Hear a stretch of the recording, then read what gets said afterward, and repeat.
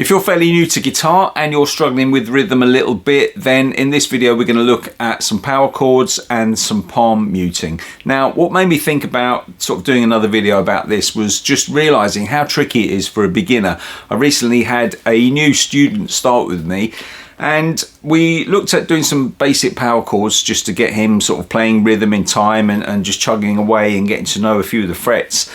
And just doing something simple like it's actually quite tricky, and the reason is because there's quite a lot of mechanical action going on within what you're playing, and that's all to do with control. So like I said, in this video we're going to explore that, so stick around. Hey, Mark here, how you doing? Thanks for checking this video out. So like I said, we're going to look at power chords, and what prompted this is I recently started teaching a guy only a few weeks ago, and he turned up with this really smart Gibson SG for his first guitar. How amazing is that? And we looked at Seven Nation Army, which is a sort of common song for a lot of people to begin with when they're looking at getting riffs together and stuff like that. Now, as we started exploring that, we realised, you know, just how tricky that power chord can be. So it looks really simple because you're literally just going playing those two notes, but within that there's a whole world of subtlety. And actually I posted a YouTube short about this as well fairly recently. A lot of people picked up on that and said, oh, this is actually really helpful. So I thought I'd put this video together to try and help people who are at the early stages, struggling with a bit of rhythm, and more importantly, struggling with the control element. So let's have a look at what's going on with the left hand. Very simply, and I'll just shift around a bit so you can see there a bit better.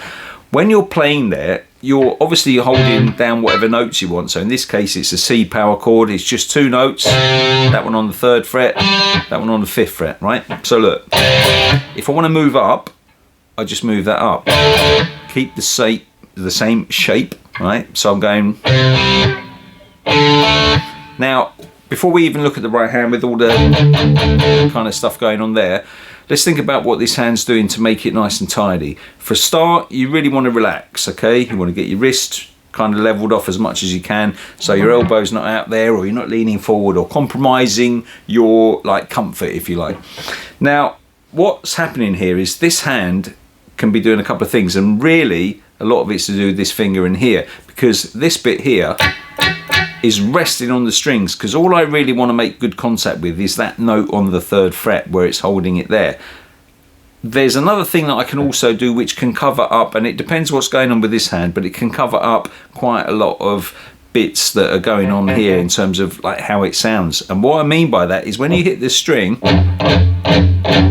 I'm not palm muting that, okay? It's this finger that's resting on the top there, and you can just see how that's stopping that string ringing. And God, I've never had a beer yet.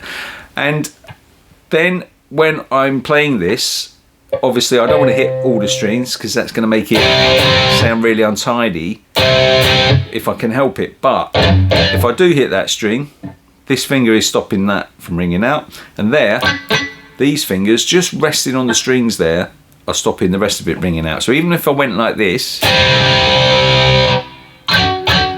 now on its own you might think, well, that sounds horrible, but the problem is, well, it's not a problem, actually the good thing is that these notes are so loud compared to the other notes, and this is called dynamic range. So if you think about it, you're hitting those strings so they pop up above the sort of the volume radar, if you like, and the other strings, they're not really being fretted, so the notes volumes are a lot lower. So even though on their own you might go, well, that sounds messy, when you're playing just this, you don't really notice that stuff coming through.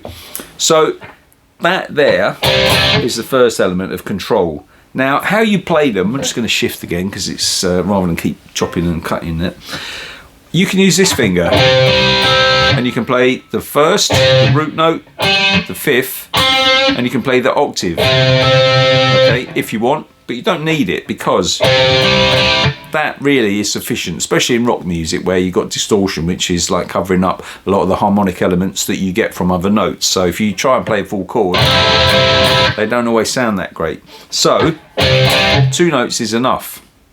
Now the thing that we're doing there is like 1st and 3rd finger, but I can do it with my 1st and 4th finger. There's no rules with this, right? There's no right or wrong. It just depends what's comfortable for you. So you can hold your fingers like that and try it. And sometimes you might want this note, you know, there's a Schenker song where you're playing that suspended fourth, so you might want to use your third finger. But if you're just starting out, that might be a little bit of a push to start with. So this idea is really about keeping that shape together. And this is why it's important with the wrist to keep it kind of level so you don't crush up against the fretboard and compromise your hand.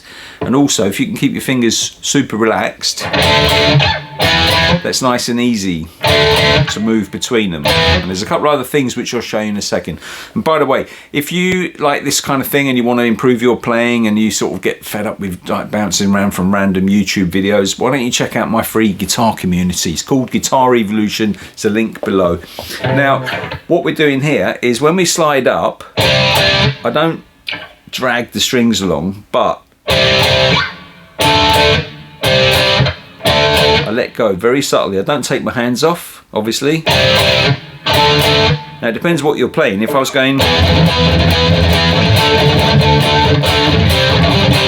then you know it doesn't really matter about note perfection and ultra cleanliness, because if you're playing in that kind of context, there's going to be other noise going around which disguises quite a lot of the stuff that's happening between the moves. But if I was being cleaner like that, you can see my right hand is coming back against the string. So look. Now there's two things going on here. If you were looking at my right hand then, you wouldn't have seen this hand relaxing. I'm going to push down on there to stop the strings ringing while I relax there. So I don't go and keep holding them down and then move. There's two things going on at once. I'm going to do it real slow.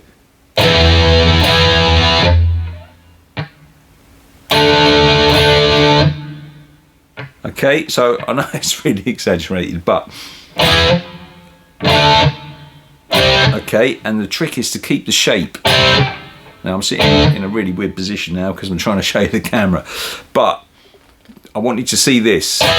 Relax, squeeze, relax, squeeze, okay? You don't have to drag up and down because then you get all this extra noise, and of course it's going to rub on your fingers and hurt if you're pushing against the frets. So there's two lots of stuff going on here. One of them is the right hand palm muting, okay?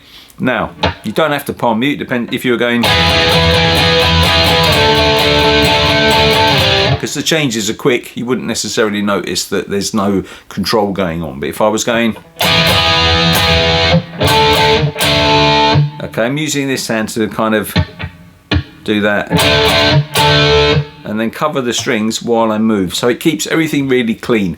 Now if you're starting out, you probably realise, you know, when you're trying to do stuff, you get the notes ringing out and hit notes and stuff like that, and it's really annoying and frustrating. So if you're aware of this really basic stuff, that both hands are working together, one of them is just doing this very minor thing where you're stopping that note ringing, stopping those strings ringing out, and in between that hand and this hand covering those there. Okay, that's going to keep it all nice and tidy sounding and keep you controlled together. Now in conjunction with the moves, and like I said, just relaxing, so you're going and you really gently relax there, look. Then take your fingers off, take your fingers off. Okay, so you're not taking your hand away from the fretboard, you're just relaxing the tension on the string enough so that when you slide your fingers up, and then the hard bit is to keep the structure of your hand shape there. And that just is a bit of practice. So I know it seems like some real basic stuff going on there, but there's actually quite a lot of control and a lot of subtlety going on in all rhythm playing actually, and rhythm is quite often overlooked, and I'll be looking at more and more rhythm stuff as we go. And like I said, there's a foundations course inside the guitar community. There's some lessons and stuff in there, and you can go and check that out. So I hope this has been of help to you, and that it helps you like tidy up some bits of your playing if that's a problem for you. And well, I'll just see you next time. You take care.